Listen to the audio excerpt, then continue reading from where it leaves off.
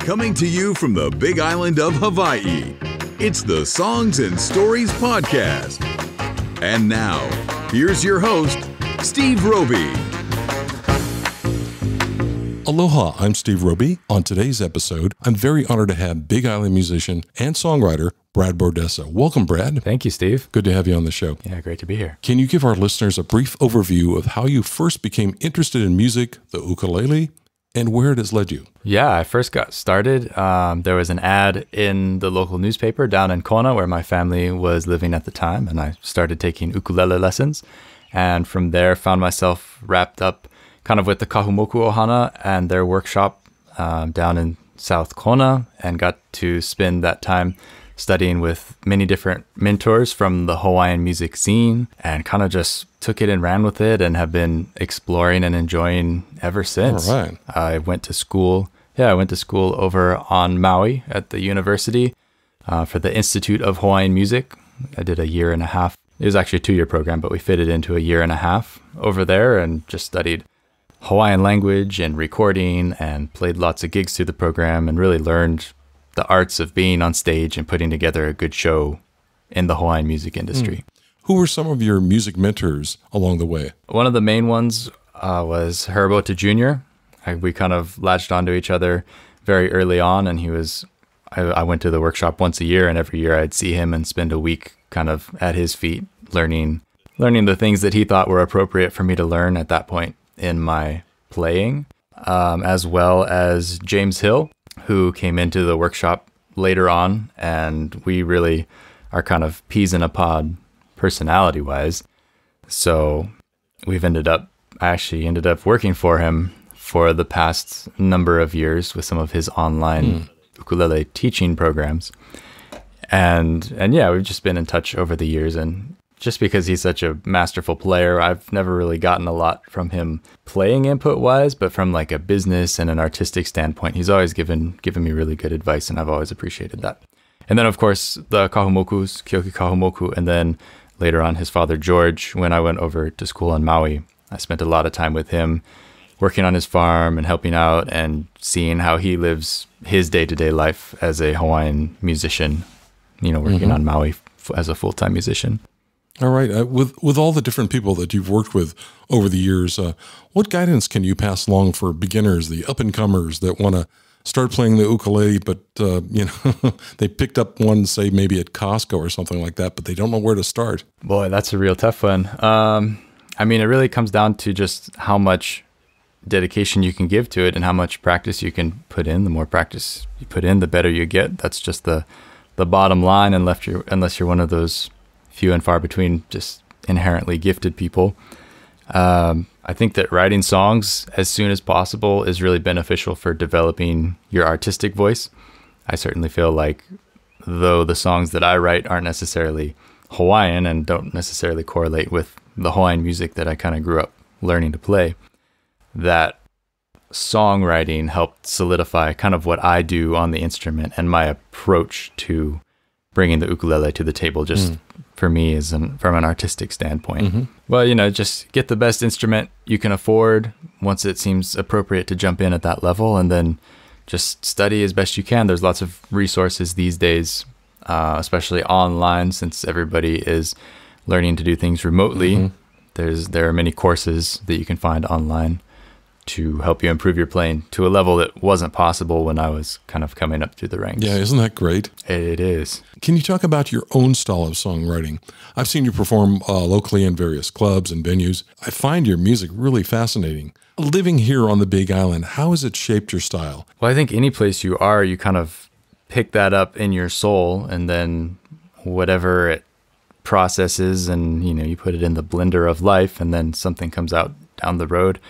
But Hawaii specifically, for me as a place, it's very severe. It's a very strong place. And, I think that kind of comes out in my songwriting almost as like just an angsty kind of bleakness almost, but not in a bad way, just in a kind of a matter of fact. For me, it makes me stoked and I get excited about it. But I know for other people, they could see it as kind of depressing or whatever. But for me, it's just kind of, it's strong. It really hits you hard, and it makes you feel grounded and just really human. And I think that putting that into songs, that's where it started to come out. Is some of the stuff that I write is a little bit more dark, but hopefully dark in like a relatable kind of we're all in this together sort of a way, if that makes any kind of a sense. Yeah. Especially in your lyrics too. Yeah. And that's sort of the funny thing about my style is that I grew up playing Hawaiian music. I've studied Hawaiian music. That's mostly what I play with other people. But then when it comes to my own songwriting, I haven't broken into writing Hawaiian style songs. It's just that kind of the folk rock singer-songwriter stuff that I do. That's what comes out just from everything I've taken in over the years and processed. That's what I create. Yeah. Well, let's dive deep into one of the songs you sent over for us to check out. It's called Fallout. What's the backstory on this one, Brad? Well, I was watching the news and paying lots of attention, especially like on Facebook. You see sometimes more the behind the scenes of what's happening places. During the Standing Rock protests for the Dakota Access Pipeline, and was really struck by the the huge military presence that was there enforcing and policing this pipeline through the Native American lands, and just seeing kind of the extents that they were willing to go to with the rubber bullets and the water hoses and just the real heavy images coming out of there inspired me to write this song, which is basically, it's about the government stopping at nothing to suppress the people and to keep the people in check and in line, and how that those people who were willing to rise up, they paid the ultimate price, but they were something to look up to because, you know, at the end of the day, they kind of had that dignity at the end. Still a very familiar theme in today's, if you turn on the news today, the very applicable song I can imagine for you, especially here too. It is on the island. Yeah, it is. And actually, I was just listening to it the other day when you emailed, and I was like almost appreciating it more than I had before, because it's like it's become almost more relevant than it ever was.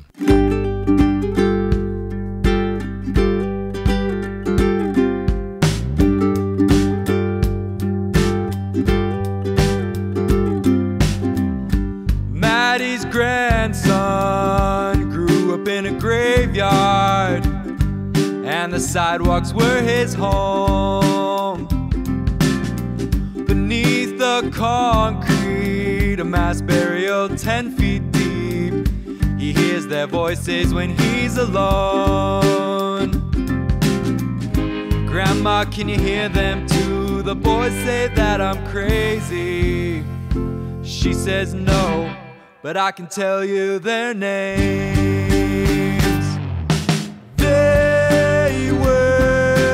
They were urban angels, the rebels who challenged the throne.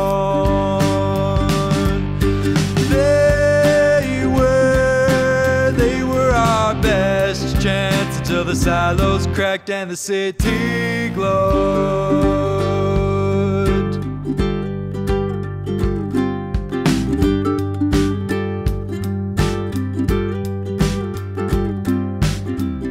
So that's why you're sick. The fallout crippled you. His gas mask fogged as he cried. I feel helpless, but knowing this I could never rest.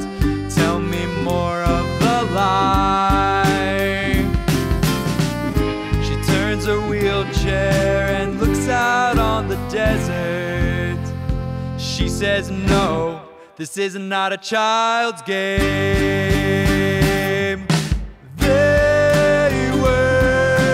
They were urban angels, the rebels who challenged the throne. They were our best chance until the silos cracked and the city glowed.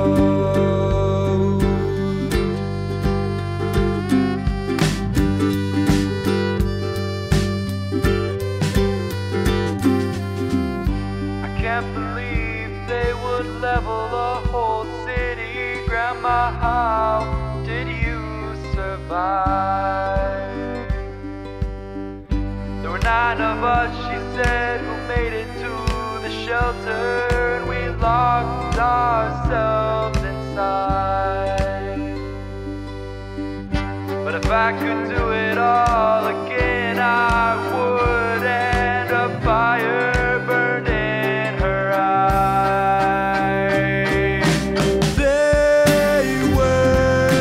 They were urban angels, the rebels who challenged the throne.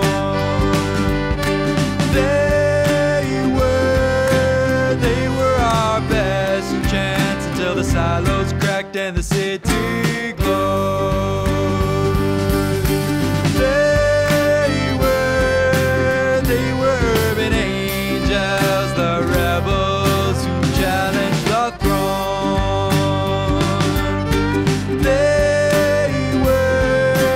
They were our best chance until the silos cracked and the city glowed.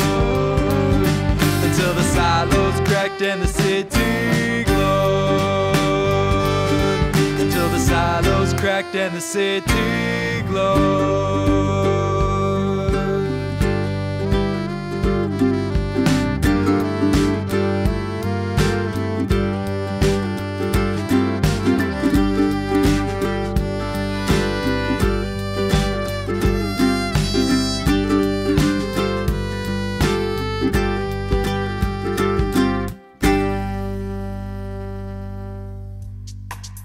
The Songs and Stories podcast is a production of Big Island Music Magazine. If you subscribe, your podcast app automatically dishes up the latest episode straight into your feed. We appreciate ratings and reviews too. Thanks for listening.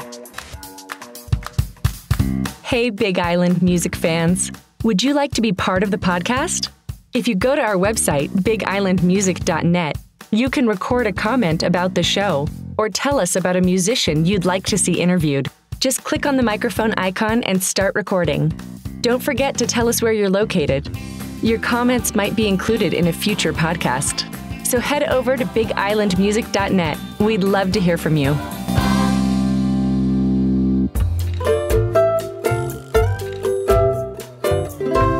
And we're back on Songs and Stories with our guest, Brad Bordessa. Brad, tell me about your website, liveukulele.com. I understand you offer ukulele lessons for folks of all different skill levels. Yeah, I started the website back in 2007, actually, just as a teenager when my friends and I thought it would be a great way to get rich and pay for some of our music workshop fees that we wanted to go to some different workshops. So we needed some scholarship cash to get us through. And though the site didn't do that, I have kept it going over the years, and eventually, now that I've gotten older and a little bit wiser in business practices, it's become my main business for where I am in life now. But yeah, people can find, there's over 250 different pages of lessons and knowledge and reviews, song resources, charts, anything you might need to help improve your playing. I give all that away for free. And then I also have a collection of ebooks that I've written that are kind of like the beefed up premium side of things. There's one about playing ukulele chord shapes up the neck, and then a pair of books on fretting and strumming techniques. You mentioned some are free, but then you also have music books which people can purchase as well. Do they differ somehow? Yeah, so if you're just looking for a song, or you're just looking for the chords, the fingerings for a given song or something, all that's available for free on the site. If you want to take a little bit deeper dive into maybe something that's a little bit more intermediate or advanced level, then the books are kind of the more complete collections of all my knowledge, where I really dive in to make sure I'm sharing everything I possibly can about a certain subject. I see. Is there an option of these digital books, or are they actual physical paper copies? Right now, they're mostly ebooks. One is available on Amazon as a print book, but I'm trying to phase it out, update it, and bring it online through a different publishing company. And I'll be doing the same with the other two books shortly, hopefully. But with all the shipping trouble that's going on, I've had a hard time getting proof copies here so I can see how they look. Yeah, it's difficult.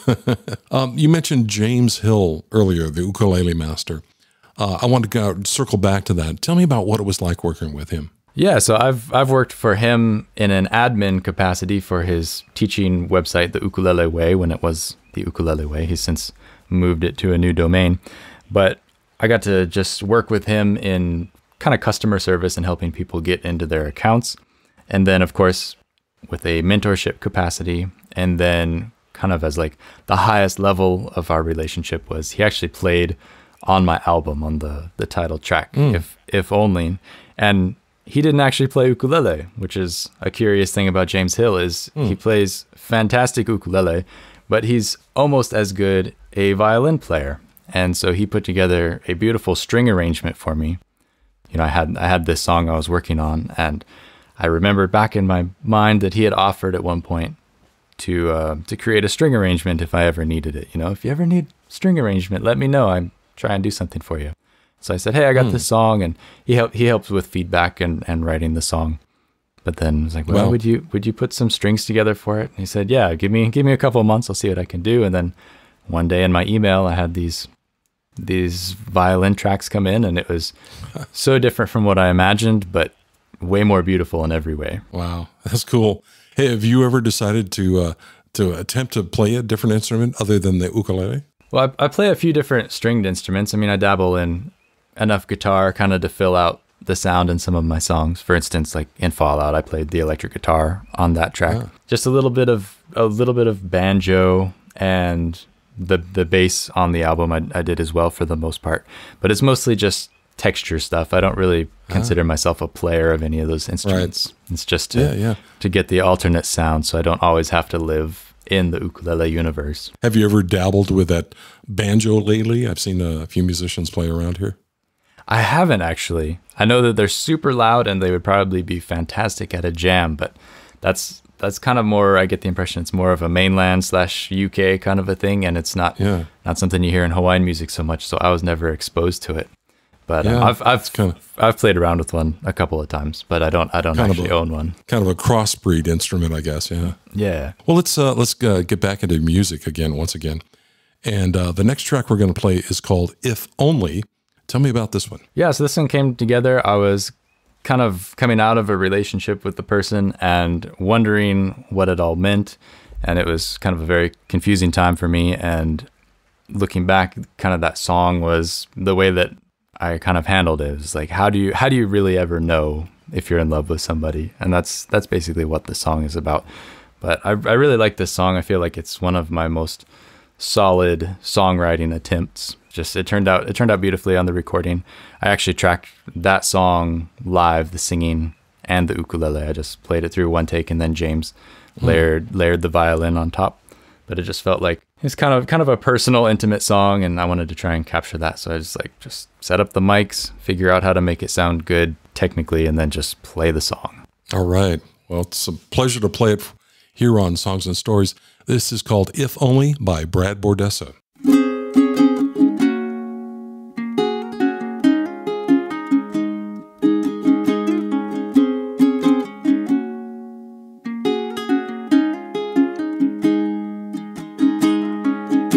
Lately I'm of just one mind, and it lingers on. A pair of eyes and a smile. Took time to find my way, true north broke free. Now my compass forever seeks you.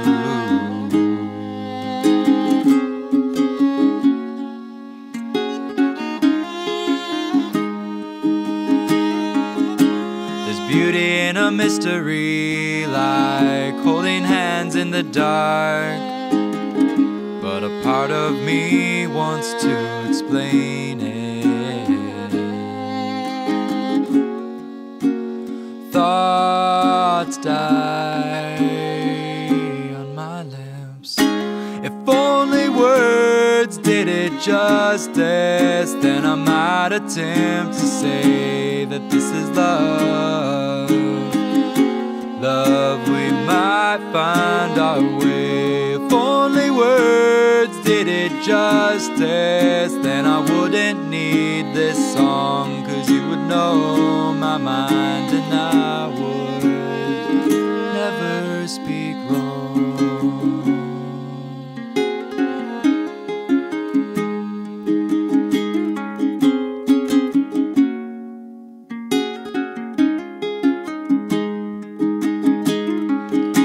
So why do I waste my time when every word falls short? Well, this is my only way of coping.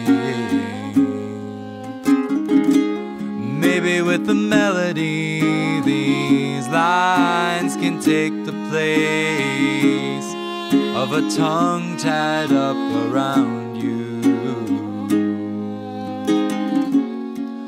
Because thoughts, they die on my lips. If only words did it justice, then I might attempt to say that this is love.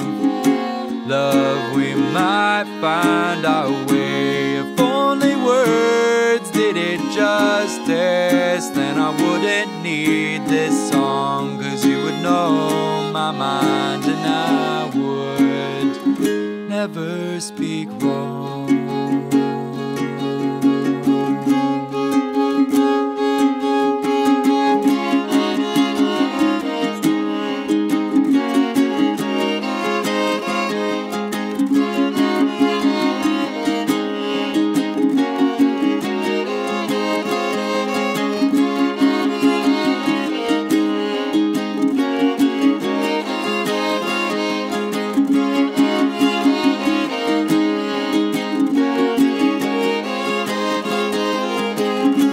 If only words did it justice,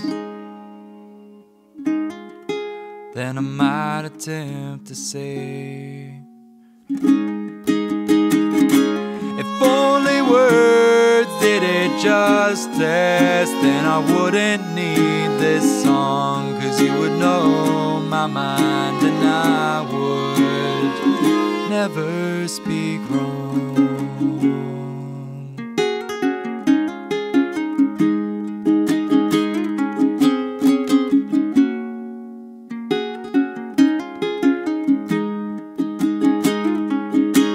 If only words did it justice.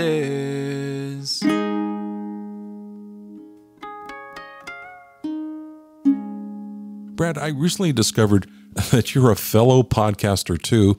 You've joined the circus with the rest of us doing podcasts. Your show is called the Live Ukulele Podcast.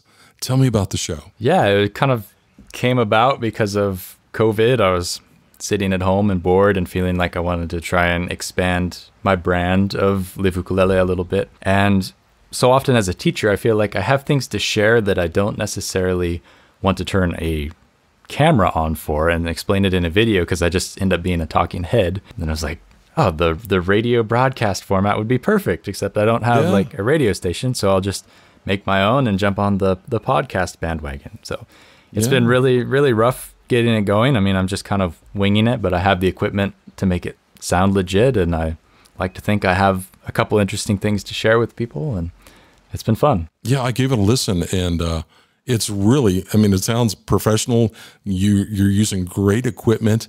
And the fun thing I found with podcasts, especially whoever your podcast hoster is you get to see stats. And I know my podcast is kind of Big Island focused, but I've got people listening all around the world, which kind of makes me rather curious as to like, who are these people out there that are curious about the music being played on the Big Island? Right. Folks in Europe are checking us out, but that's kind of a cool thing. Hawaiian music reaches super far, and I think anybody, even if you're not playing in the Hawaiian music genre, you know, there's still kind of that novelty factor of, oh, you play blues rock in Hawaii, or you play folk rock in Hawaii, or whatever it might be. That's kind of interesting to people. Who are some of the guests you've had on? So far, it's been kind of limited, but I've had Kevin Carroll, who's actually an ukulele teacher out in Austin, Texas. He's just one of the hardest working guys in the biz that I know. He's teaching, he was teaching before COVID, just wall-to-wall ukulele lessons all week in his house. And now he's moved on to Zoom. So talk story with him about how that transition has been. And then talked to Ryan Higgins, AKA The Higgs, that we both know and love. He's been a guest on this show too, yeah. Yeah. So I talked to him about his new project and how he incorporates the ukulele into kind of his hip hop format. Yeah. And then I actually just got off the line with James Hill, who's going to be my next guest. And we talked about his teaching and what he's been up to, doing all of his magic up in Canada. How fun. Who knew that we would become local broadcasters one day with our passions? Where can folks listen to the Live Ukulele podcast? They can find it on liveukulele.com. It's also available on Apple Podcasts, Google Podcasts, and a number of other providers, though I don't know all the names off the top of my head. But Live Ukulele will point you to all the places you can hear it. Tell folks, what your website is and where they can find your music. Well, for my personal music, you can find me on bradbordessa.com. I'm also on Bandcamp. And then if you want to learn ukulele, my teaching material is available on liveukulele.com. Thanks for being a guest on the show today. And I hope you'll get back into the club soon once things lighten up. Yeah, me too. Thanks for having me, Steve. Yeah. Any plans for 2021? See what happens. Keep plugging along on the teaching material. I feel like that's where the business is right now, is trying to help people become better players while they're staying home in the COVID isolation. All right. More power to you, Brad. Thanks for being a guest on the show today. Aloha. Aloha. This is my island. This is my community. And these are my people.